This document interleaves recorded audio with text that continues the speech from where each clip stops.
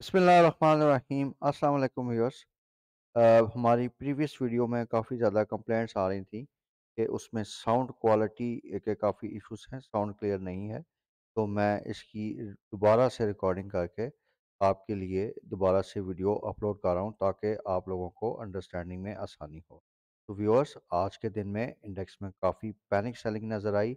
Index ने 2371 points loose किए हैं और इंडेक्स ने 62,830 पी के लेवल पे closing the.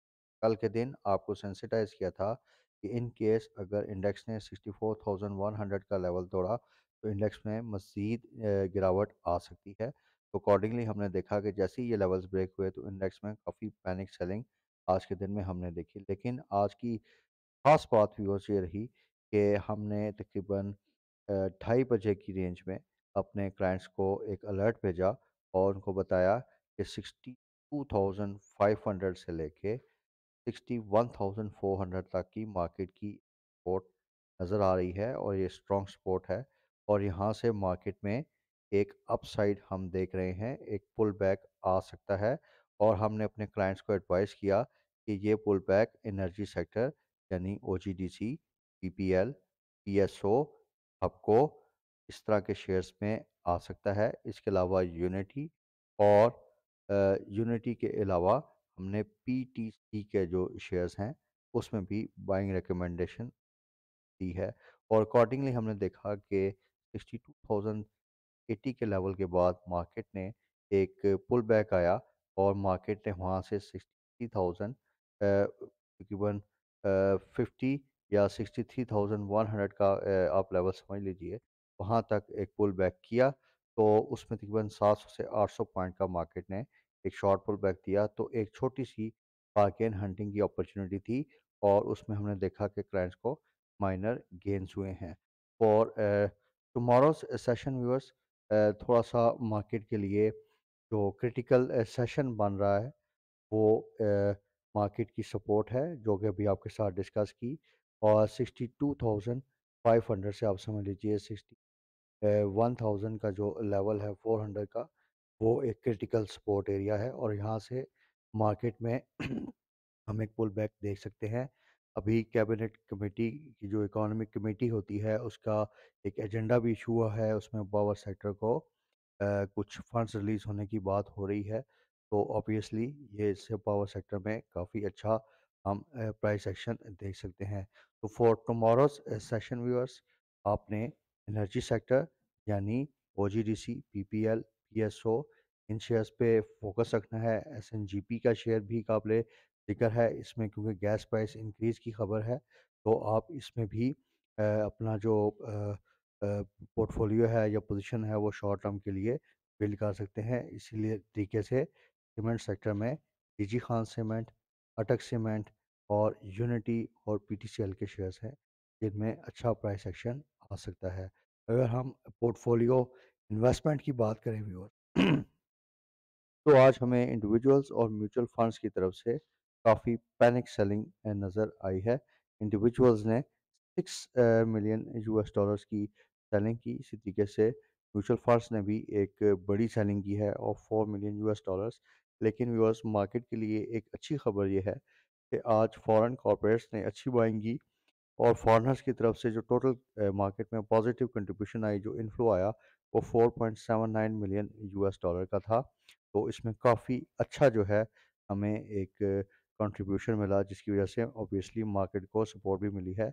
And we can expect कि आइंदा आने वाले दिनों में मार्केट में इस चीज़ से मज़ीद जो है वो थोड़ा सा एक पुल बैक आ सकता है। तो व्यूअर्स, पिछली वीडियो में आपके साथ एक हमने ट्वीट शेयर किया था और बेसिकली उस ट्वीट में ये था कि जो इलेक्शंस अभी अनाउंस हुए हैं तो उसमें इन्वेस्टर्स का यही कंसर्न है कि इन केस कि अगर पीडीएम जैसी गवर्नमेंट दोबारा आई तो उससे हमारी माशी हालत ख़राब हो सकती है। तो इन्हीं कंसर्न्स की बेसिस पे हम मार्केट में एक पैनिक सेलिंग हमने ऑब्जर्व की है फॉर टुडेज।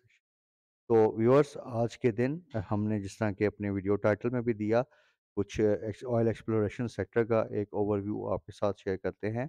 तो बेसिकली इस सेक्टर के शेयर करने का मकसद ये है कि इस शेयर में काफ़ी अच्छे फंडामेंटल्स इस सेक्टर में मौजूद है, और इन केस कि अगर मार्केट में मज़ीद डिप आती भी है, तो ये एक्सपेक्टेशन काफ़ी ज़्यादा है, इसके चांसेस काफ़ी ज़्यादा होंगे कि ये शेयर्स अगर करंट लेवल से थोड़ा नीचे भी जाते हैं, उतनी ही तेज़ी से रिकवर करके ये अपनी पोजीशंस को दोबारा से रीगेन कर सकते हैं और यहाँ से मज़ीद ऊपर के लेवल पे जा सकते हैं।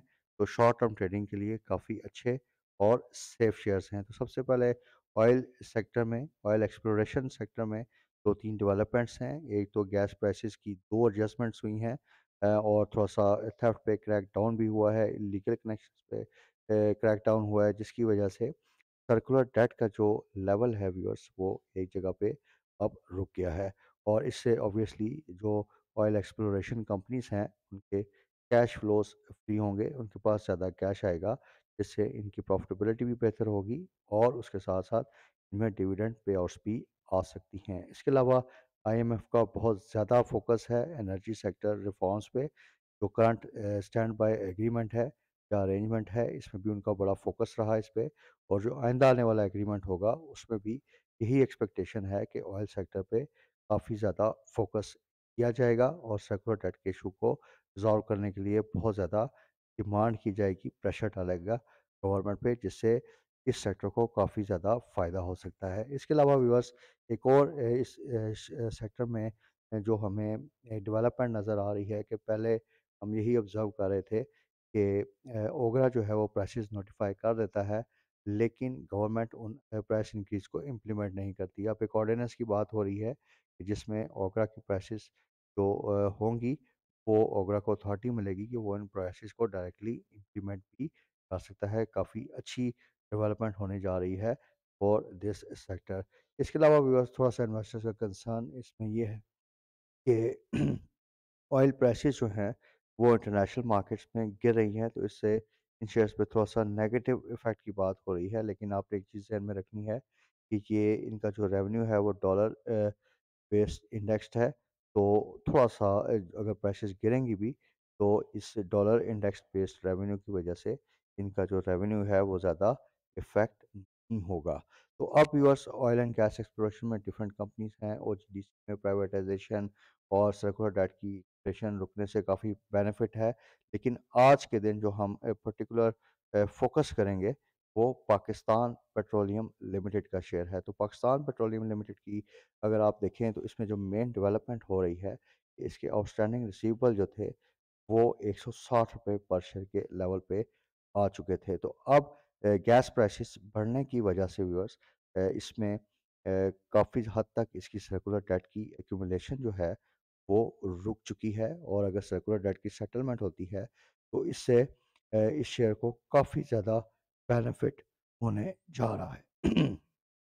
इसके अलावा व्यूअर्स इसकी एक और अच्छी जो इसमें खबर आ रही है कि इसमें जो रैकोटेक का इसका शेयर है उसमें भी डेवलपमेंट हो रही है। 4 से 6 साल का ये प्रोजेक्ट है, तो इससे भी ऑब्वियसली इस कंपनी को काफ़ी फ़ायदा है। अबू धाबी ऑफशोर ब्लॉक में इसकी ड्रिलिंग एक्टिविटीज़ जो हैं वो जारी हैं, और वहाँ पे अगर एक्सप्लोरेशन मिल गई इनको, तो ऑब्वियसली इस शेयर के लिए बड़ा अच्छा और बेनिफिशियल होगा। बिकॉज़ इसमें काफ़ी अच्छे ट्रिगर्स हैं, और इसमें करंट प्राइस से अपसाइड का जो पोटेंशियल है वो बहुत ज़्यादा है। देयरफॉर वी रिकमेंड कि अगर आपको टिप्स पे ये शेयर मिले तो आप इसमें लाज़मी अपनी पोज़ीशंस को बनाइए। इसके बाद व्यूअर्स बात करते हैं अपने नेक्स्ट शेयर की, which is Pakistan state oil. Pakistan state oil में भी सेम सर्कुलर डेट से रिलेटेड स्टोरी है, और इसमें जो मेजर इसको लॉस हो रहा था वो एलएनजी कंपोनेंट की वजह से हो रहा था।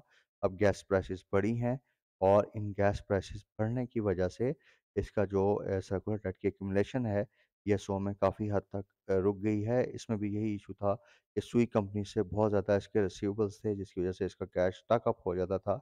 लेकिन अब इसके पास काफ़ी ज़्यादा फ्री कैश अवेलेबल होना शुरू हो गया है, और इससे इसकी ना सिर्फ फ्यूचर प्रॉफिटेबिलिटी बढ़ेगी, बल्कि आइंदा आने वाले दिनों में ये उस कैश को मज़ीद अपने बिज़नेस में इन्वेस्ट करेगा और इसकी अर्निंग्स मज़ीद स्ट्रॉन्ग होंगी। तो पीएसओ में भी करंट लेवल से बहुत ज़्यादा ऊपर का पोटेंशियल मौजूद है। इसकी अगर हम फेयर वैल्यू देखें तो ₹300 प्लस यानी ₹319 तक की इसकी दिसंबर 2024 तक की टारगेट प्राइस बनती है और काफ़ी अच्छा और अपसाइड पोटेंशियल इस शेयर में अवेलेबल है।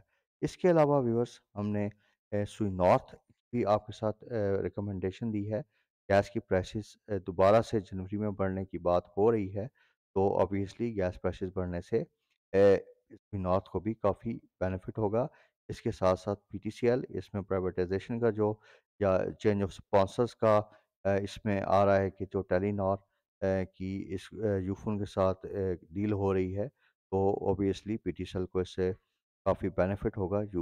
से टेली जो यूफ़ोन की ऑपरेटिंग परफॉर्मेंस है वो बेहतर होगी, इसके प्रॉफिट्स बढ़ेंगे, तो पीटीसीएल में भी अच्छा अपसाइड पोटेंशियल मौजूद है। यूनिटी फूड्स है, यूनिटी फूड्स में भी ब्रेकआउट्स आ रहे हैं एंड वी आर एक्सपेक्टिंग कि ये आइंदा आने वाले दिनों में एक अच्छा प्राइस एक्शन दिखा देता है। मार्केट के अगर जिस तरह भी पॉजिटिव ट्रेंड हुआ तो उसके साथ ये बेहतर परफॉर्म करेगा। सीमेंट सेक्टर में अटक सीमेंट और डीजी खान सीमेंट पे आपने फोकस रखना है। तो व्यूअर्स, बाय ऑन डिप्स की स्ट्रैटेजी है, शेयर्स आपको रेकमेंड कर दिए हैं।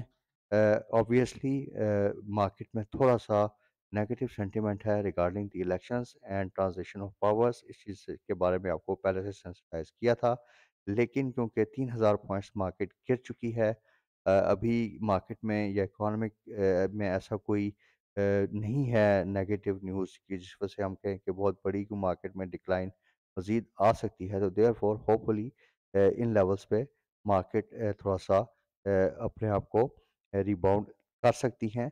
लेकिन ऑब्वियसली इन्वेस्टर सेंटिमेंट का कुछ पता नहीं, तो आपने जो भी पोज़ीशन लेनी है उसमें स्टॉप लॉस का लाज़मी यूज़ करना है और आई थिंक 4 टू 5% का अगर आप स्टॉपर यूज़ करें, तो करंट मार्केट कंडीशंस में वो मोर देन इनफ होगा। तो व्यूअर्स, वी डू होप कि आज की वीडियो में जो आपको इन्फॉर्मेशन दी है, वो आपकी ट्रेडिंग एक्टिविटी में हेल्पफुल साबित होगी। Thank you very much for watching this video. Take care. Allah Hafiz.